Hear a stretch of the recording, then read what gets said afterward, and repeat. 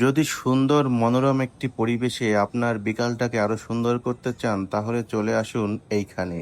বাগেরহাট সদর উপজেলা থেকে মুনিগঞ্জ ব্রিজ পার হয়ে ঠিক তার বাম পাশে রাস্তা ধরে যদি একটু সামনে যান তাহলে দেখতে পারবেন কেশবপুর নামে একটি গ্রাম।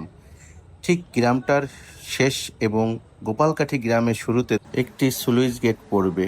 ঠিক তার সামনে থেকেই গোপালকাঠি গ্রামের শুরু। আর শুরুতেই দেখলাম নদী ভাঙনের কি একটা করুণ অবস্থা। এই গ্রামের অধিকাংশ রাস্তাই নদীর গর্ভে বিলীন হয়ে গেছে।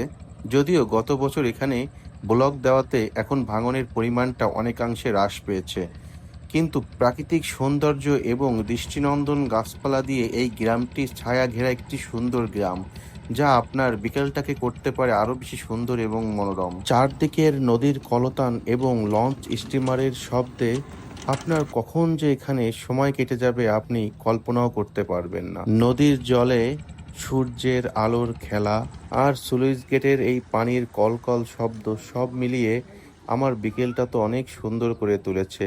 আপনি যদি একবার এখানে আসেন অবশ্যই আপনার ভালো লাগতে বাধ্য। আপনাদের অনুরোধ রইল একবার এই গোপালকাঠি এবং কেশবপুর গ্রামটা ঘুরে যাবেন। আশা করছি আপনাদের খুব ভালো লাগবে।